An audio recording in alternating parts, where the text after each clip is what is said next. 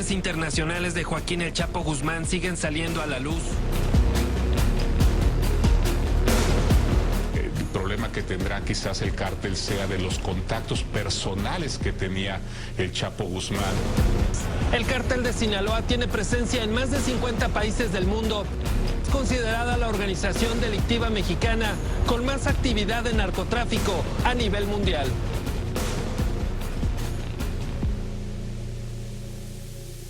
El cartel de Sinaloa tiene sus orígenes en México, cuando en un pequeño grupo de familias campesinas que vivían en las áreas rurales del estado de Sinaloa comenzaron a cultivar y contrabandear marihuana y amapola. Esto en los años 60 y 70.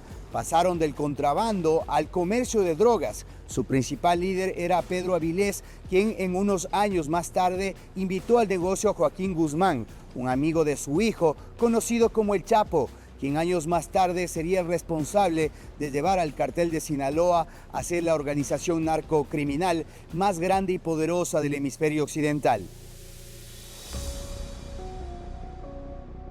El cartel de Sinaloa es una organización criminal que nace en la década de los años 60 a 70 aproximadamente, en el estado del mismo nombre en México, producto de una organización de campesinos que cultivaban en ese mismo estado y se organizaron para comerciar primeramente marihuana. Lo que nosotros conocemos después ya es en los años 80, cuando se produce el desplazamiento de los colombianos de la entrega de cocaína a Estados Unidos y pasa por México, donde el cartel de Sinaloa se hace cada vez más grande, cada vez más poderoso y empieza a controlar la frontera con Estados Unidos. Fue organizado por un grupo de personas, particularmente por Pedro Avilés, que es uno de los primeros reconocidos líderes del cartel de Sinaloa, quien posteriormente se asocia con Joaquín Guzmán, que es un amigo de su hijo, para poder expandir y congregar a los campesinos de la zona. Luego de esa alianza, se van perfilando los liderazgos de Joaquín Guzmán, quien posteriormente adquiere el apodo de Chapo Guzmán. Lo que sucede es que hace algo importante y es que se reúne con Ramón Mata Ballestera, era un narcotraficante hondureño conectado a la mafia colombiana, al cartel de Medellín, a Pablo Escobar, al cartel de Cali, y esa unión fue la que permitió el lazo entre los carteles colombianos, los carteles en ese momento hondureños y los que serían los carteles mexicanos. Esa mente criminal empresarial del Chapo es la que hizo que se diera el crecimiento del cartel de Sinaloa, que creció mucho y creció muy por sobre sus contrincantes, los demás carteles, por la gran cantidad de conexiones que logró hacer con las fuerzas policiales, con las Fuerzas Armadas, con la política y con la justicia de México. Y se volvió un cártel poderoso que terminó siendo un triángulo entre el estado de Sinaloa, el estado de Durango y el estado de Chihuahua, que tendría Tijuana. Entonces, ese triángulo, que es un triángulo, o casi una media luna diría, es lo que hace que sea tan poderoso.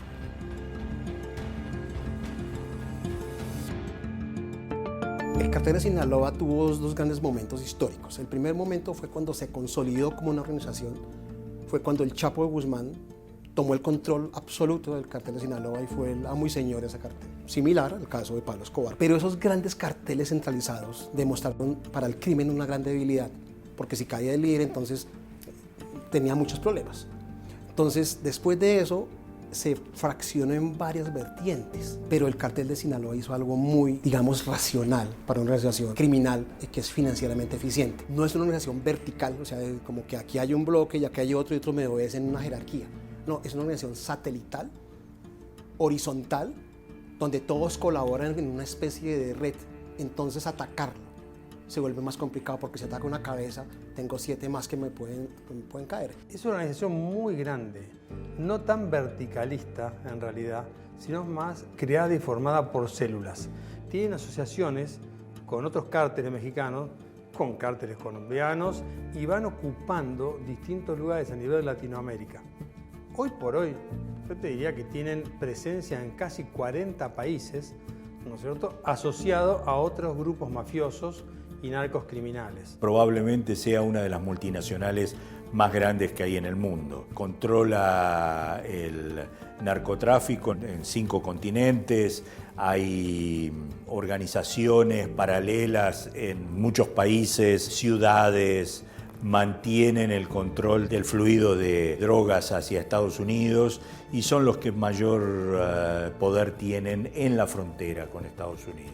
En definitiva, lo que logra o lo que hace el Cartel de Sinaloa es ir ampliando su marco de acción territorial, juntándose y también peleando con otros grupos criminales, como por ejemplo el Cartel del Golfo mexicano y otros que han sido importantes para su expansión territorial, incluso dentro de América Latina, particularmente en el mercado de la marihuana, en esta parte del mundo. Joaquín Guzmán Loera, alias El Chapo, nació en una pequeña comunidad de granjeros en Badiraguato, en el estado de Sinaloa.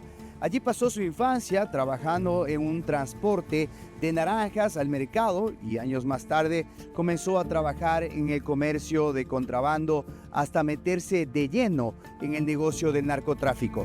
Durante mucho tiempo el Chapo fue el cabecilla del cartel de Sinaloa y fue quien llevó a la organización criminal a convertirse en una de las más peligrosas y grandes de todo el hemisferio occidental.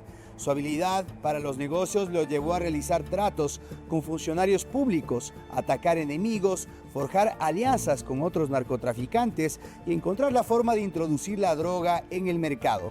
El Chapo fue capturado en 2 ocasiones, pero logró huir de la cárcel hasta que finalmente fue detenido en el 2019 y extraditado hacia los Estados Unidos, donde un jurado lo sentenció a cadena perpetua. Actualmente se encuentra encerrado en el penal de máxima seguridad de ADX Florence y es una leyenda en el mundo criminal.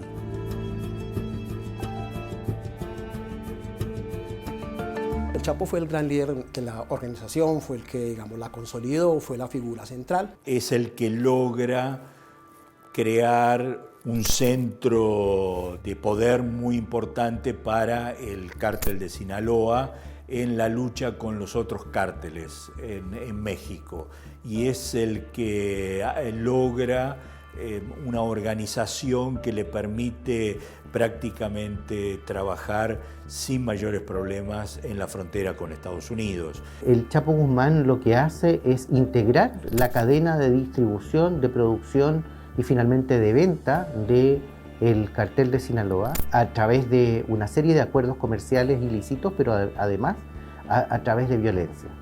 Es un hombre que puede llegar a negociar con otro capo, que era Mata Ballesteros, que entra en contacto con Pablo Escobar, que era el gran líder criminal de la época. Estas personas eran personas racionales y eran personas que estudiaban y que tenían una capacidad intelectual importante, más no formación académica. Esas cosas pues tienen un impacto muy fuerte para poder llegar y comandar una organización, para saber cómo unificarla y para saber cuándo emplean la violencia y cuándo no. Eso es lo que hizo que el Chapo pudieran crecer, subsistir y expandirse, no solamente dentro de México, sino a nivel de otros países. Un personaje que mucho ha marcado también la forma en la que hoy líderes de las bandas a nivel local tratan de presentarse. De hecho, la narcocultura hoy está muy mexicanizada, muy por encima incluso de la influencia que pudo tener tal vez un cartel de Medellín. Se convierte en el sujeto más buscado por parte de las autoridades mexicanas y también de Estados Unidos, culminando con su extradición y posterior sentencia.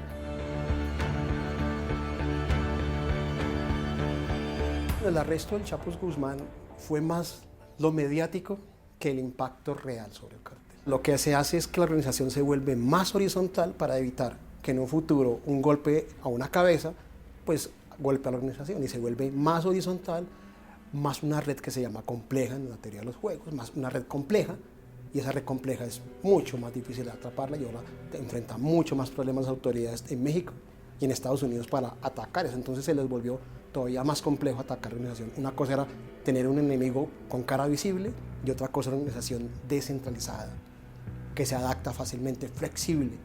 Hay, digamos, dos vertientes visibles, pero hay muchas más. Tras la captura del Chapo, la organización criminal se fragmentó y hoy cuenta con al menos 2 cúpulas de liderazgo. La primera está en manos de El Mayo, el único miembro de la vieja guardia, mientras que la segunda está compuesta por los hijos del Chapo, conocidos como los Chapitos. El cartel de Sinaloa actúa como una red de diversas células que cooperan entre sí y realizan alianzas con otras organizaciones criminales para tercerizar sus operaciones, tanto interiormente en México como en el extranjero. El Chapo Guzmán particularmente ha cedido su preponderancia dentro del cartel a dos ramas, por así decirlo. Hoy día el cartel de Sinaloa se distingue el liderazgo de sus 4 hijos, que son los 4 chapitos, y también en la segunda línea, que son los productores iniciales, están liderados por el Mayo. Sinaloa sigue siendo un cartel, pero un cartel que tiene a un jefe, que es Ismael el Mayo, pero comparte con los 3 hijos del Chapo, que le llaman los Chapitos. El liderazgo del cártel de Sinaloa tiene un componente de innovación de las redes criminales en la historia del crimen en el mundo. No es una organización jerárquica, familiar, clásica, como las mafias italianas que existieron en un momento, sino es una especie de redes de actores involucrados en el negocio del narcotráfico que estructuran un sistema de balance de poder, de acción coordinada, de distribución de funciones, se juntan para responder desafíos comunes y también pelean entre ellos, lo cual lo hace sumamente difícil de combatir y se expande sobre toda la región.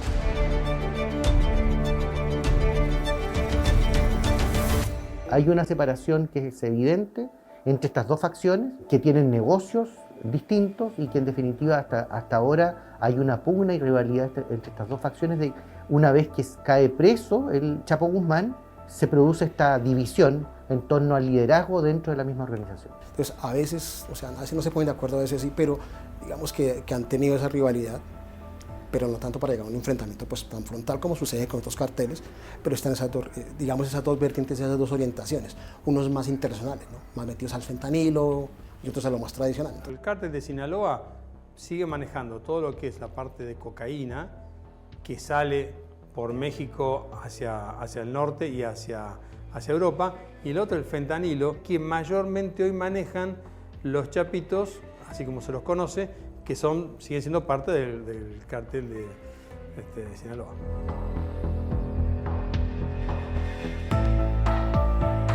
Tienes jefes, tienes soporte logístico, tienes financistas que actúan como franquicias, como outsourcing y que se mueven en toda la organización, en forma clandestina, nexos con los políticos, con medios de comunicación, nexos con sectores económicos importantes. Entonces, no es una organización centralizada, jerárquica, sino es un sistema de redes que funciona ejerciendo poder de manera asimétrica. El cartel de Sinaloa participa activamente en el tráfico internacional de marihuana, heroína, cocaína, metanfetamina y fentanilo, usualmente hacia los Estados Unidos. Pero no solo están involucrados en el tráfico de drogas, el cartel mexicano busca diversificar sus negocios con otros delitos como la extorsión, el tráfico de migrantes y la minería ilegal, entre otros. El cartel de Sinaloa es una organización que diversifica el riesgo. No solo me dedico a la cocaína, no solo me dedico a la marihuana, me meto en muchas cosas ilegales.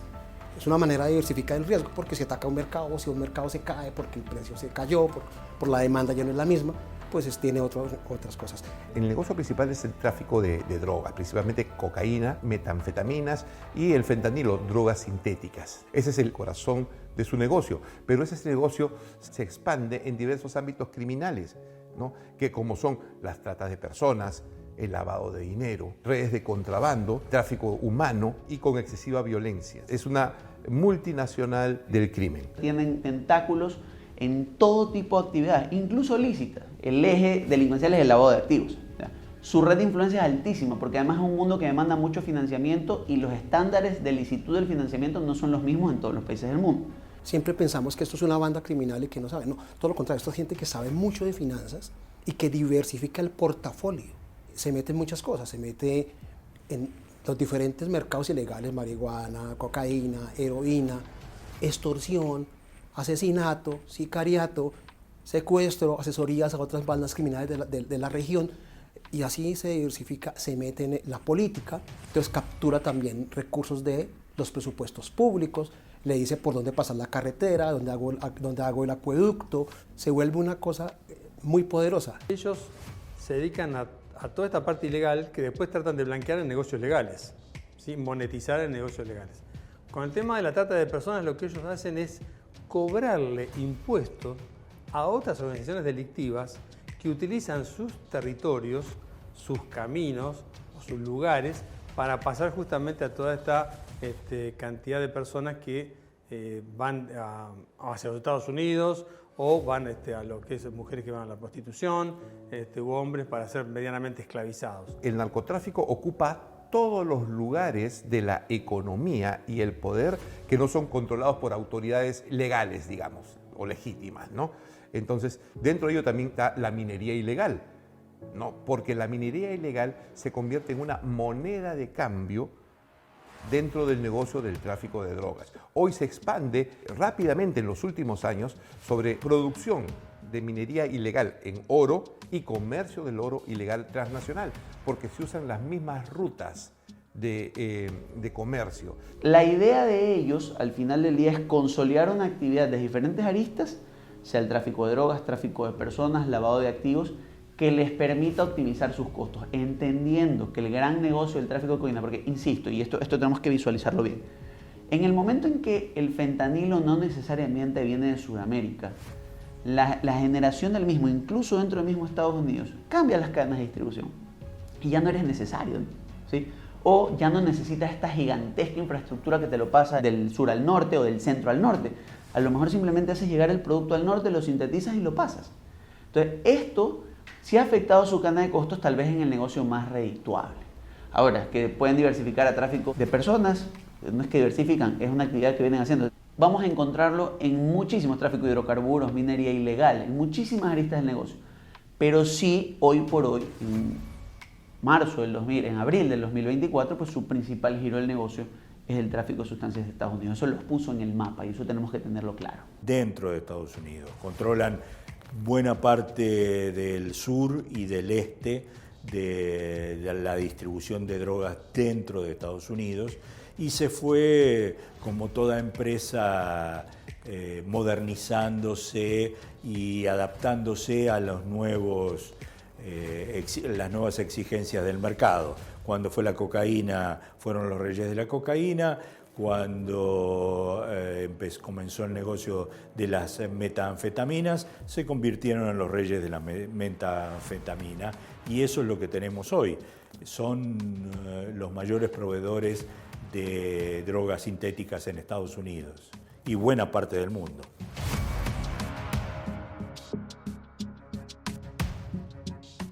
El poder económico que tiene el cartel de Sinaloa es impresionante. Manejan quizás más que el presupuesto de algunos estados de América Latina. Una multinacional tiene un negocio muy diversificado y como tal va a tener control en diferentes aspectos.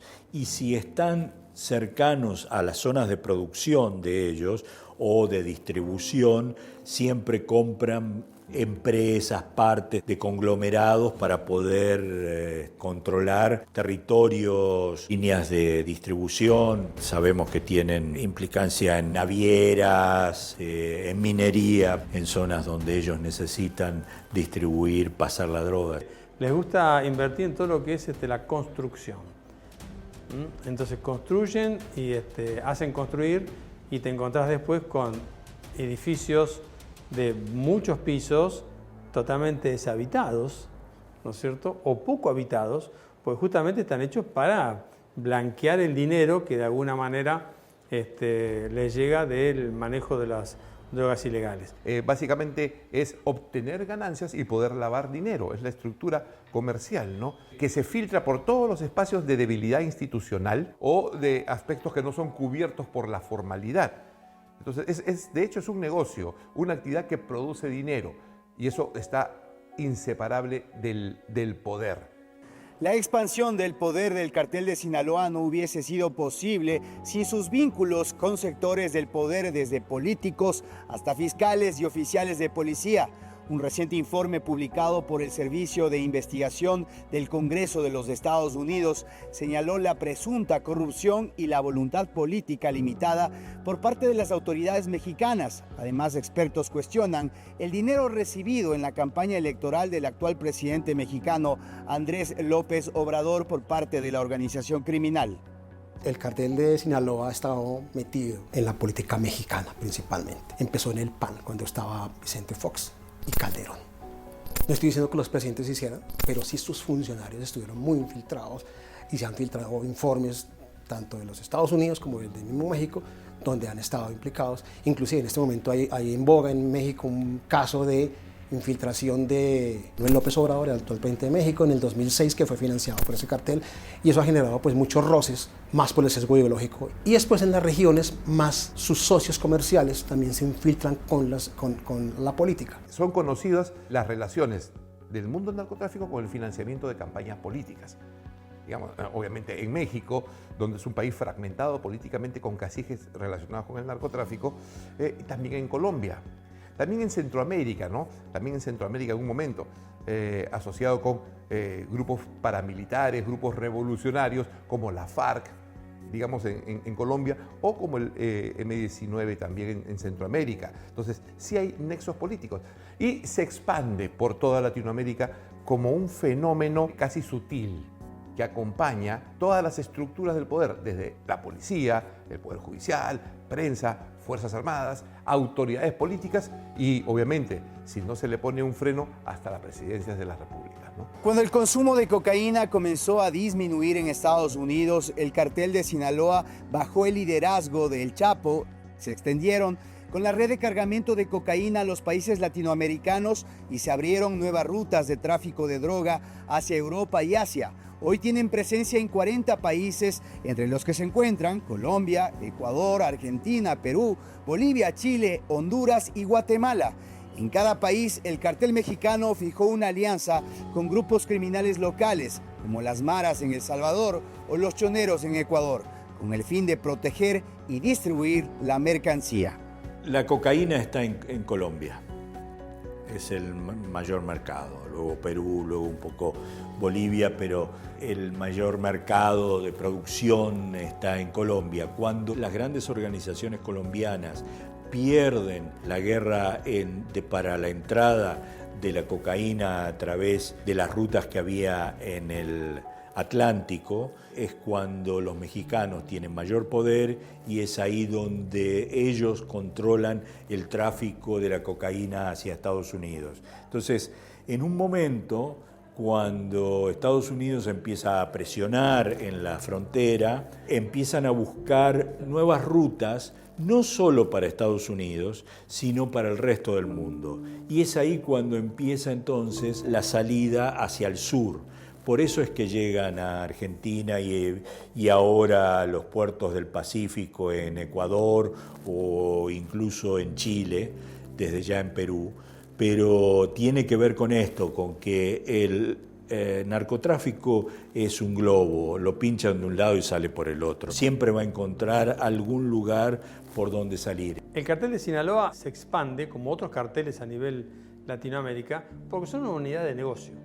Cuando una empresa radicada en determinado país observa que su producto, ¿cierto?, puede ser bien colocado, comercializado en otro lugar, hacia allí va.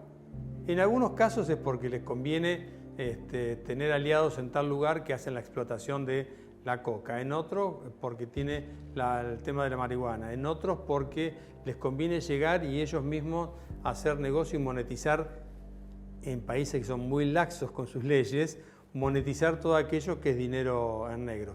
Esa es la expansión. La expansión es ir detrás del negocio, o mejor dicho, anticiparse para ir a los lugares donde les conviene hacer negocio.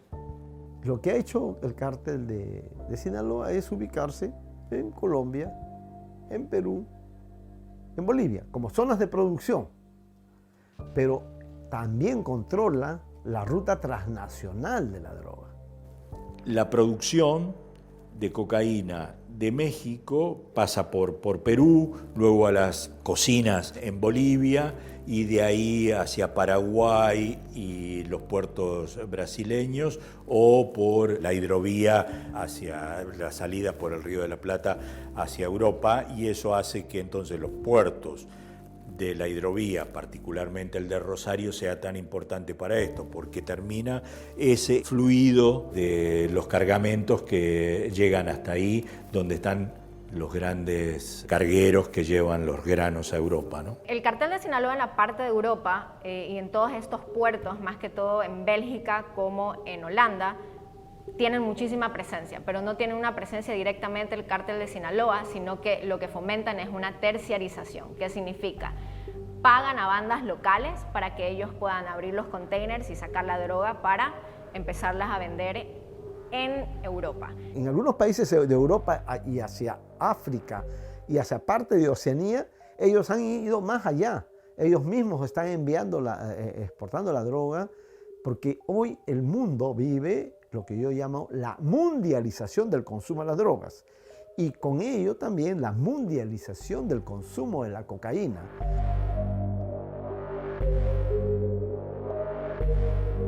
Hay ciertas definiciones políticas, por así decirlo, dentro del cartel de Sinaloa, que van marcando su expansión territorial. Una de ellas ha sido su vinculación con otros grupos criminales. Se vinculan a través del negocio.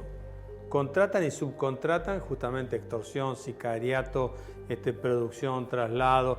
Esas es las conexiones que tienen entre bandas o cárteles, ¿no es cierto?, justamente dentro de Latinoamérica. Necesitan de bandas locales para hacer ciertos trabajos que ellos no pueden hacer directamente.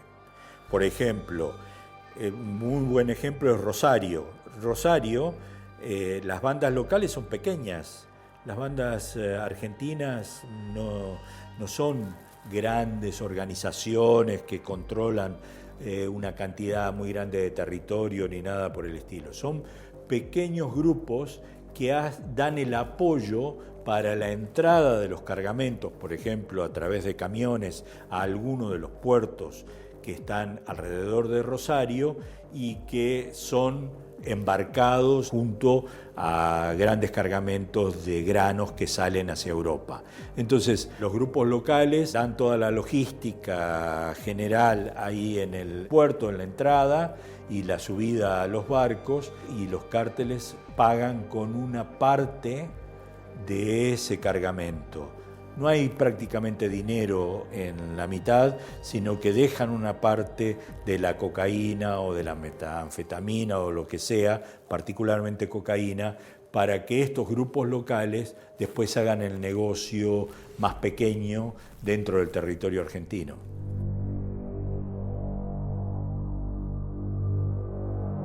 Tienes en Bolivia a Sinaloa.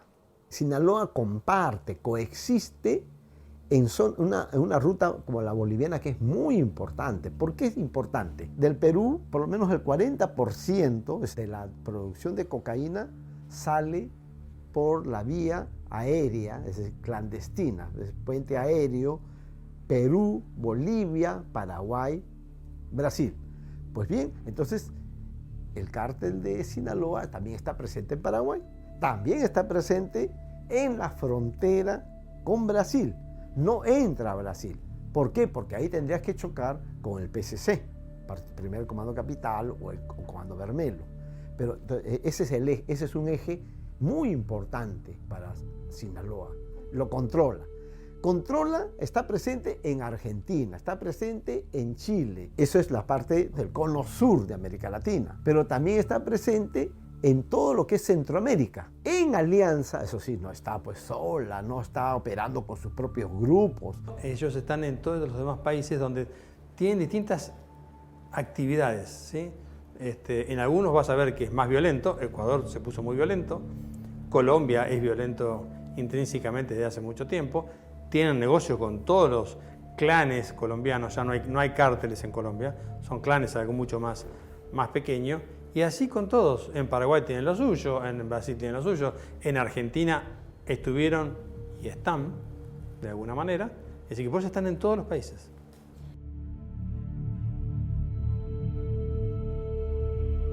En septiembre de 2008, el gobierno mexicano le avisa al entonces embajador argentino en el DF que habían detectado la presencia de miembros del cártel de Sinaloa en Argentina. Y le advirtieron, una vez que entran, no te lo sacás más de encima. Cuando estaba también ya organizada una visita del presidente mexicano a Buenos Aires y también de otros altos funcionarios mexicanos. Todos en sus visitas, 3 meses, 6 meses más tarde, ratificaron toda esta información y les advirtieron: una vez que estén adentro no te lo sacás más de encima, háganlo ahora. Sin embargo, desoyeron absolutamente todo esto y el cártel ya estaba trabajando aquí para la salida en ese momento de la cocaína, pero sobre todo para obtener efedrina, uno de los componentes químicos más importantes que necesitaban en ese momento para el inicio que había de las drogas sintéticas. En ese momento la efedrina era importada de China y la industria farmacéutica argentina utilizaba entre 0,8 y 1,2 toneladas de efedrina al año y se importaban más de 22 toneladas de efedrina en ese momento a Argentina. Es decir, que 20 toneladas o más iban a otra cosa que no tenía nada que ver con la industria farmacéutica y obviamente tenía que ver con el narcotráfico. Ese fue el momento en que el cártel de Sinaloa tuvo mayor injerencia en Argentina porque necesitaba de esa efedrina para la creación de las metanfetaminas, que eso lo hacían en laboratorios en México. Ellos necesitaban el componente que se importara desde China a Argentina y llevarlo de Argentina a México. Hace 14, 15 años atrás, en Ingeniero Maschwitz, se detectó, en provincia de Buenos Aires, se detectó justamente un laboratorio de gente que operaba para el cartel de Sinaloa con el tema de la efedrina. Allí fue un procedimiento muy grande que se hizo así en ese lugar, en una casa quinta. Se determinó después que todos los que habían quedado detenidos eran partícipes o tenían que ver con el cartel de Sinaloa. Y en ese lugar, o mejor dicho, a través de esa investigación, quedó detenido y preso Mario Segovia, justamente sindicado como una de las personas que manejaba eso.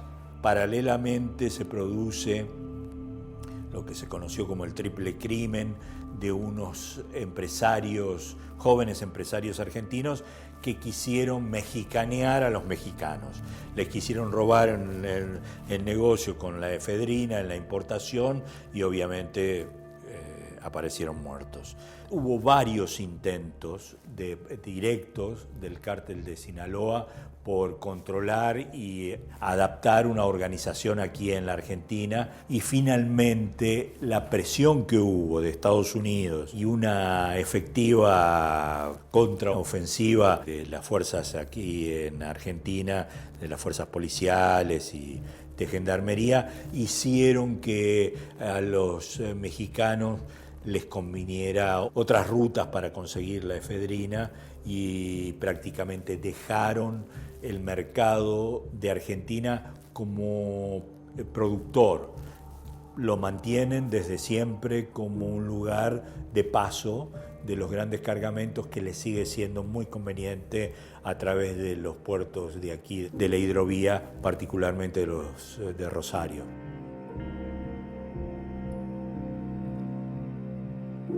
Aquí en Argentina operan en la zona norte, en Jujuy y en Salta, por donde pueden ingresar, en Formosa y Chaco, por donde también pueden entrar con fronteras secas o por aéreo. Operan en el norte de Santa Fe muy fuertemente, porque hay muchas pistas, algunas clandestinas y otras no, porque es una zona, tanto el norte de Santiago, el norte de Santa Fe, el sur de Chaco, todas esas zonas las conozco muy bien. Son zonas que han crecido al desarrollo de la soja, del cultivo de soya, como se dice. Bueno, entonces hay muchas pistas de aeroaplicadores de agroquímicos y también hay muchas pistas dentro de esos campos de muchísima extensión ilegales. Entonces operan en toda esa zona y después a través de Paraguay, como decimos, con la hidrovía, con las barcazas, con las chatas, como se le dice, con todo tipo de cargamento, ¿no? Es decir, operan donde justamente les es conveniente el negocio o la logística. Los cargamentos pasan por Bolivia o por Paraguay para llegar a Argentina. Hubo diferentes oleadas desde Bolivia con avionetas que llegaban hasta Santiago del Estero, Tucumán, y desde allí los cargamentos venían en camiones por la ruta 34 hasta Rosario. Desde Paraguay más o menos lo mismo, pero utilizan la hidrovía sobre todo para ir llevando en diferentes puertos los cargamentos. Hay diferentes formas y todas confluyen más o menos en el mismo lugar al mismo tiempo. Aquí encontraron algo que es oro para ellos, que es la parte logística de la hidrovía. Tener en Rosario uno de los puertos exportadores más grandes de materia prima del mundo. Entonces uno encuentra ahí 10, 20, 30, 50 puertos diferentes, privados y públicos, que da esa posibilidad de bajar cosas desde el norte para sacar y exportar. Nuestro país tiene rutas que unen el norte con el centro del país, la ruta 34, la ruta 9, y la hidrovía que une Brasil, Paraguay, Rosario, Buenos Aires y la salida al exterior.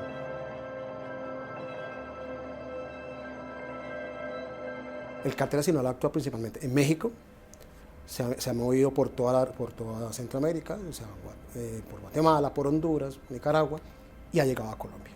Entonces es clarísimo que, digamos, y que su gran socio comercial en este momento es Colombia. Más la influencia que tiene pasándolo hacia los Estados Unidos, por supuesto.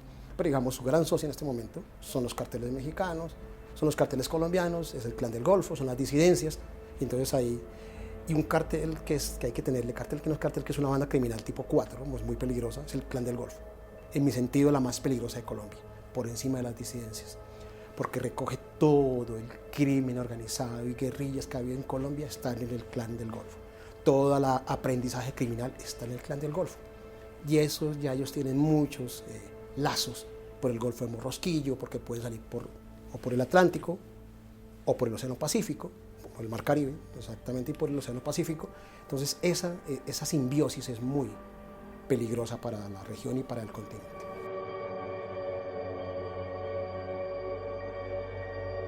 ¿Por qué Colombia es atractivo para el cártel de Sinaloa? Porque aquí Colombia es el mayor productor de cocaína del mundo. Y obviamente pues requieren el producto base, ácido S, la cocaína. Y pues por eso es que es atractivo. Y aparte de otros mercados ilegales, hay un Estado que, digamos, en este momento tiembla mucho para atacar a los grupos criminales. Entonces por eso es atractivo Colombia, el Clan del Golfo, la minería.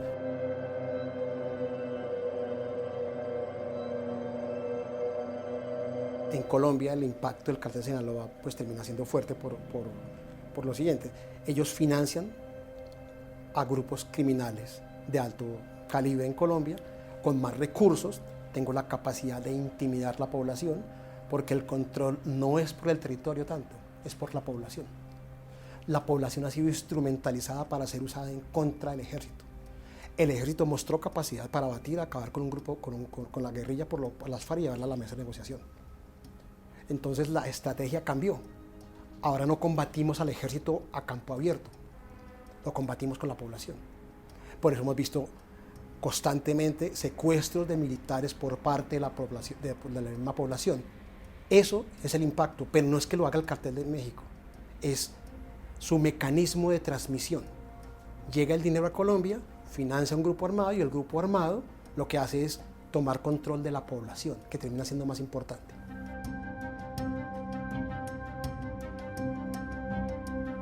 Se empieza a sentir la presencia ya del cártel de Sinaloa en el 2017 y lamentablemente no se percibía por la ciudadanía porque el Estado lo ocultaba. En el 2017, según informes de inteligencia, se empezó a notar que hubo una particularidad dentro del sistema carcelario en Ecuador. Se ve este patrón particular de cómo se empezaban a matar los PPLs. Empezaron a haber degollaciones, empezaron a haber casos de que incendiaban los cuerpos o los chamuscaban, y el punto de incendiar o chamuscar el cuerpo es una cuestión para atribuirle un tipo de dolor y simbolismo al cuerpo de un enemigo. y eso se puede ver ya una copia incluso de cómo el cártel de Sinaloa, Jalisco Nueva Generación, inclusive los Zetas, matan a algún enemigo. Empezamos a ver también otro tipo de perfiles. Empezamos a ver lo que se llama el gran proceso de degradación penitenciaria. Empezamos a ver las cárceles que empezaban a llenarse de grupos o de personas pertenecientes a estas bandas que eran reincidentes y que empezaban a hacerse pequeñas personalidades a la interna luego de disputas. ¿Sí? La guerra de bandas no empieza ni termina con JL. Él fue el gran vencedor provisional de la década y muere literalmente en diciembre del 2020, empezando la siguiente. Yo creo que fue en la segunda década del siglo XXI, ¿sí? Principalmente ya afianzada la dolarización como un fenómeno local, ¿sí? Y claramente ante la necesidad de tener un canal directo pues que no fuera ni Colombia ni Perú, una vía alterna de acopio y distribución. La relación entre el cartel de Sinaloa y los choneros es profunda. En realidad empezó desde los 2000.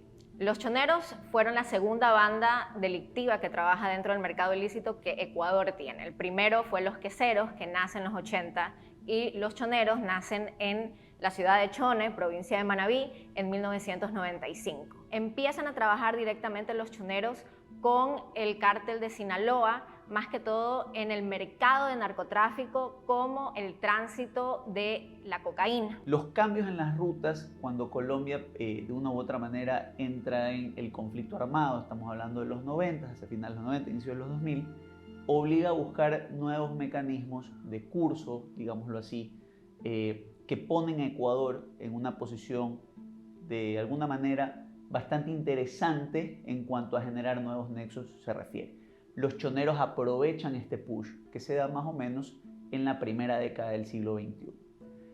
Esto genera una relación natural con el gran demandante en la última etapa del tráfico, que es México, ¿sí? Particularmente entendiendo la fuerza que tenía el cártel de Sinaloa hacia finales de los 90 e inicios de los 2000.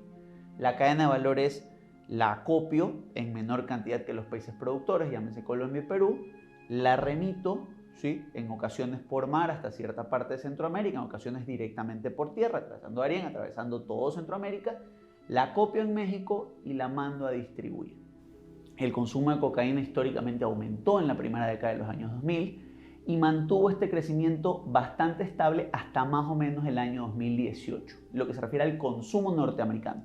Y nos vamos a centrar ahí porque claramente la ventaja del cartel de Sinaloa es ser el principal canal de paso de drogas hacia los Estados Unidos de América. Mientras esto ocurría, la simbiosis natural del cartel de Sinaloa pues claramente era con el gran grupo predominante del país. Existían algunas bandas, teníamos a los lagartos peleando ciertos espacios territoriales en Guayaquil, otros grupos un poquito más o menos consolidados a nivel urbano, pero el que realmente había transformado el narcotráfico en su mecanismo, ¿sí? de rédito era principalmente la otrora banda de los queseros, eventualmente denominada los choneros, y hacia la segunda década del siglo XX, pues como todos sabemos, la dirigía JL alias Rasquiña.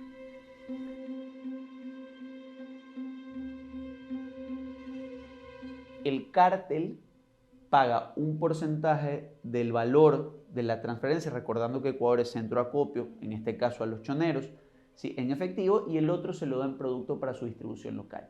¿Qué genera eso? La necesidad de controlar territorios, bien sea para colocarlo internamente o buscar nuevas rutas, como la que hemos visto de hace muy poco, canales hacia Brasil, por ejemplo, gran exportadora hacia Europa. ¿Por qué estas dos cosas se juntan? Porque el cartel de Sinaloa, hoy por hoy como organización, ¿sí?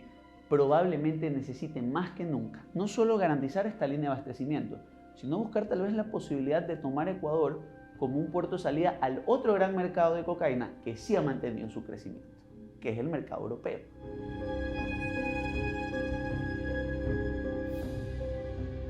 El cártel de Sinaloa llega por su expansión natural a fines de los 70 y los 80 como la organización más fuerte del crimen de las drogas en la región y se instala en la zona del Alto Guayaga y también en las zonas del BRAE, entre fines de los 70 y comienzos de los 80.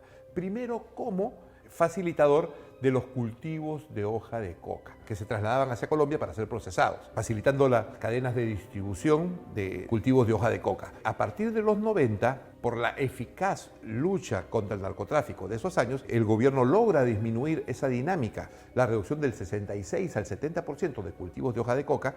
Entonces se produce un efecto globo, este cultivo se traslada a Colombia. Al dificultarse el traslado de hojas de coca, que salían por vía fluvial, entonces se empodera el procesamiento local y ahí viene la transformación y el empoderamiento del cartel de Sinaloa. Entonces se expande al Perú facilitando la construcción de laboratorios clandestinos, de la producción primero de pasta básica de cocaína, que se ha ido mejorando y elaborando hasta ahora. Sinaloa opera en toda la costa. Ellos no están presentes como los colombianos en el campo, en la cuenca, en la zona de producción de coca, de pasta, no.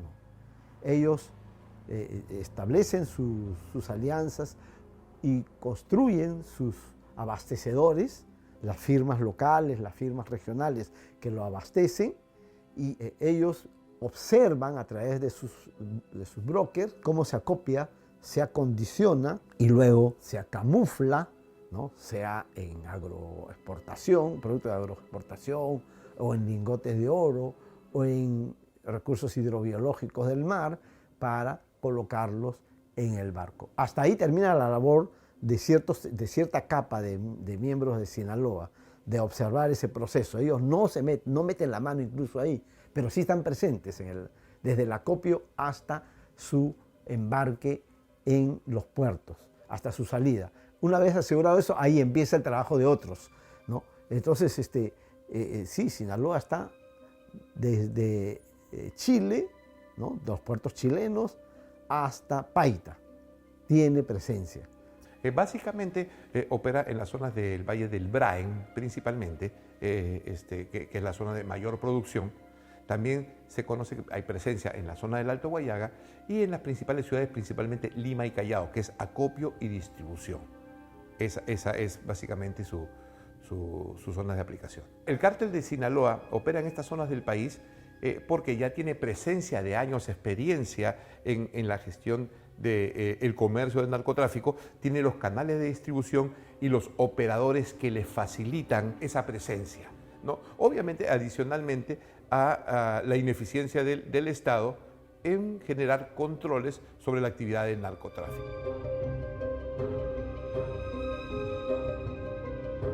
La relación entre el cártel de Sinaloa y Sendero Luminoso es conocida, digamos, por la protección que se brindaba al cultivo y procesamiento básico de la droga en las zonas donde operaba Sendero Luminoso, principalmente en el Braen y el Alto Guayaga, y que los destinatarios del acopio y la distribución están asociados con el cartel de Sinaloa. O sea, había relación directa, es lo que se conoce, ¿no? Hoy esa relación se centraliza en el Valle del Braen y se ha debilitado en otros sectores porque Sendero Luminoso ha sido debilitado.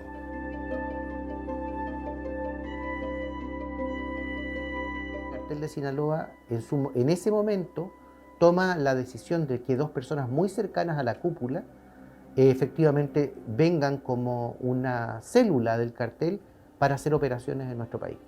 Y eso demuestra la capacidad que tiene el cartel para enviar emisarios a distintas partes, y estoy seguro que esto puede ocurrir en Ecuador, en Perú, en Argentina, en Paraguay, en la triple frontera, cuestión que es relevante, en torno a su capacidad que tiene para llevar a través de los puertos de Brasil droga hacia Europa. Pero en esta parte del continente, en la zona sur, por así decirlo, Perú, Argentina, Bolivia y también Chile, como sí tenemos claramente demostración de que han intentado entrar.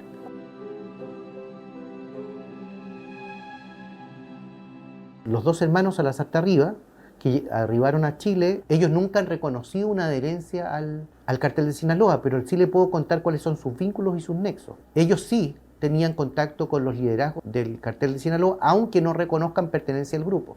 ¿Se fija? Porque nadie quiere pertenecer una vez que son detenidos. En segundo lugar, las llamadas que aparecen efectivamente tenían contacto, de acuerdo a las versiones de los funcionarios policiales que estuvieron a cargo de la investigación, efectivamente había vínculos directos de llamadas telefónicas con el grupo en México.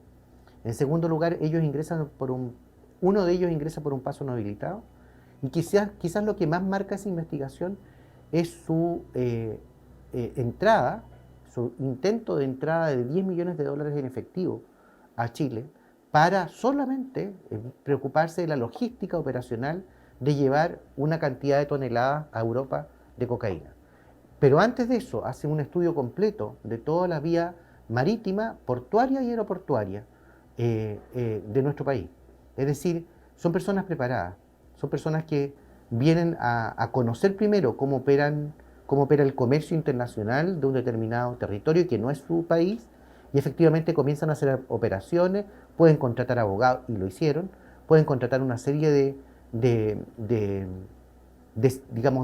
servicios profesionales que efectivamente dentro de eso, dentro de su país y fuera de su país son necesarios para el vínculo comercial con otros continentes.